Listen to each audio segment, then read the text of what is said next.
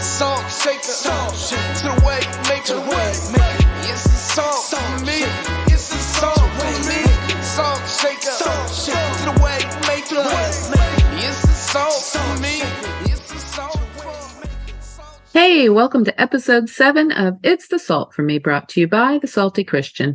I'm your host, Marie. I invite you to subscribe, share, and comment.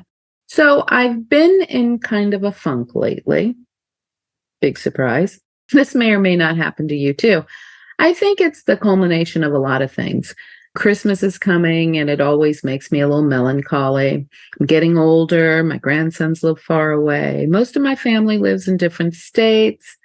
You know, my mom is in a memory facility. My dad passed away. My father-in-law passed away. You know, and the list just goes on. I was becoming more salty than usual, I've noticed, thinking about the past, present, and future. Salty as all get out. I figured I'd do one thing that does give me some solace, and that's try and find ways to help others during this season of giving, which I intend to try and do all throughout the year rather than only in December from now on. Anyway, I enjoy helping other people. It really lifts my spirits. I also enjoy doing this podcast, but as I said, I've been in kind of a funk, a little saltier than usual. So I really couldn't decide what I wanted to talk about on last week's podcast while I was sitting around feeling sorry for myself. So I didn't produce. I prayed about it for several days. Then I kind of just let it be. I'm like, okay, God, whatever. It is what it is. Maybe I wasn't supposed to do one this week either. I really wasn't sure. So after I prayed about it and just kind of let it be, every time I would study my Bible, the book of John in particular, God started telling me to read Ruth. And as per usual, I chose not to because I wanted to continue with John. It wasn't Ruth's turn yet. And of course, God had other plans. And it came to be that every time I tried to read anything in the Bible other than Ruth, I lost all concentration. I kept rereading passages and still not understanding. It was annoying, to say the least. And quite frankly, it was just making me saltier. So after a couple of days of this madness, I figured, okay, I may as well just read the book of Ruth and get it out of the way, because God is obviously not going to allow me to move forward with John or any other book of the Bible until I read Ruth. Side note, I really need to stop being hard-headed when it comes to God telling me what to do.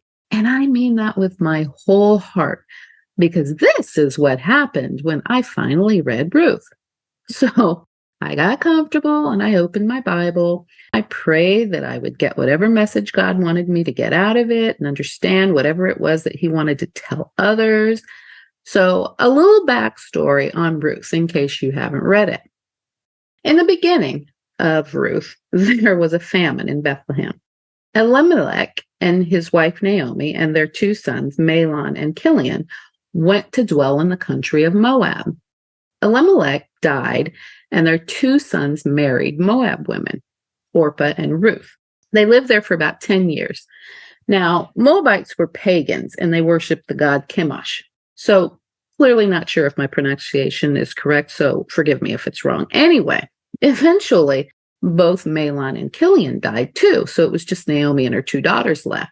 Naomi had got word that the Lord had provided some food for his people back in her hometown, so girlfriend decided that she was going to go back to Bethlehem. So Naomi and her 2 daughters-in-law left to go back. Now, I don't know how far they got when Naomi basically told them, you know what, go back to your mother's house. She told them in verse 8, may the Lord deal kindly with you as you have dealt with the dead and with me. And she continued in verse 9, the Lord grant that you may find rest, each of you in the house of her husband. Basically, I feel like Naomi was unsure of what she was going to go back to, and she wanted to make sure that they were taken care of and maybe marry again. And they didn't worship the same God either, so they may have not been accepted in Bethlehem. So now Orpah didn't wait that long until she was like, peace out. But Ruth was a rider, okay? She said to Naomi in Ruth 1, verse 16, do not urge me to leave you or return from following you. For where you go, I will go, and where you lodge, I will lodge. Your people shall be my people, and your God, my God. That gave me chills. Out of loyalty to Naomi, Ruth was willing to change her life. She even made a vow to serve the Lord of Israel. Ruth didn't know it, but that one decision changed her destiny. God had plans for Ruth, and I believe that because of her character and her loyalty, she had God's favor on her life. The people in Bethlehem seemed to accept her and admire her for what she had done for Naomi, and I had mad respect for Ruth. And then I found Naomi. So now let me tell you a little bit about Naomi. When they got to Bethlehem, it appeared that everybody was really excited, and they were like, "Is this Naomi?" And Naomi said, and I quote from Ruth 1, verse 20 and 21, "Do not call me Naomi, call me Mara, for the Almighty has dealt very bitterly with me. I went away full, and the Lord has brought me back empty. Why call me Naomi when the Lord has testified against me, and the Almighty has brought calamity upon me?"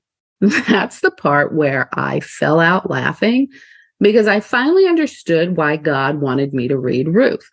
If you don't know, Mara, what Naomi wanted to be called now, in Hebrew means bitter. Naomi was salty, y'all. Naomi was me, and I was Naomi. My mind was blown. So I felt like Naomi was like, "I left my home because of a drought, then lost my husband and my sons. I am empty. I am tired. I have nothing left. Why bother? Where is God? Why is God punishing me? What are these people going to think about me?" But she never really lost her faith. So Naomi was salty, but she kept it real about how she felt. Naomi wanted to change everything about her, especially her name. I haven't wanted to do that yet, but yeah, I am convinced we are the same person. Just both of us been salty. So I've been salty for a long time, angry with God, disappointed in God, blaming God, but at least I can stand in my truth. I don't care if people think it's wrong to be mad at God or feel hurt by God or be disappointed by God. I think at some point in life, we have all felt those things. We've all questioned God when we were going through trials and that seemed like they would never end, or about unanswered prayers. I think what's most important is our relationship with God. God knows all and sees all. So of course he knows when we feel some type of way. Matter of fact, he knows how we'd feel before we know how we'd feel. The more I kept reading, the more I understood that God's hand was all up in this. One could say that Naomi was an Israelite, one of God's chosen people. She did something that God didn't necessarily choose for her to do by going to Moab, but she eventually went back, and I think she was blessed for that and also for keeping her faith. But, Naomi went through it. She experienced great loss. And I think while she may have taken issue with God, she was still a godly woman who lived a godly life. And I think she knew God's hand was in it for good and bad, but she was just in a lot of pain. She couldn't see the plans God had for her through her grief. So God took a situation that seemed hopeless, and he redeemed both Ruth and Naomi. Because of Naomi, Ruth was able to fulfill her destiny, and through that, God was able to restore Naomi's family line. Naomi teaches us that no matter what we're going through, God will redeem and restore us. She went through pain and sorrow like none other, but she never really lost her faith in God, and that is weaved throughout this story. I feel like Naomi had a complicated relationship with God. Like me, she feels like he brought all this heartache on her, but she also knows who God is and what he can do if you remain faithful, which isn't always easy, but it's absolutely worth it. So the next time you're going through it, remember Naomi. Better yet, read the story of Ruth.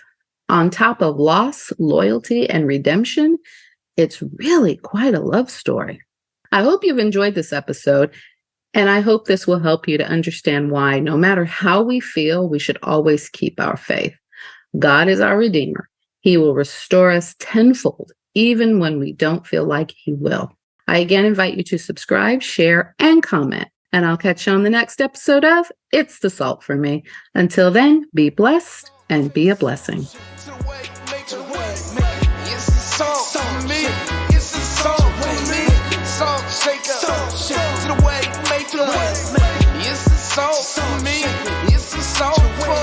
Salt shaker, to the way, make it way. It's the salt for me. It's the salt for me. Salt shaker, to the way, make it way. It's the salt for me. It's the salt for me. Salt shaker.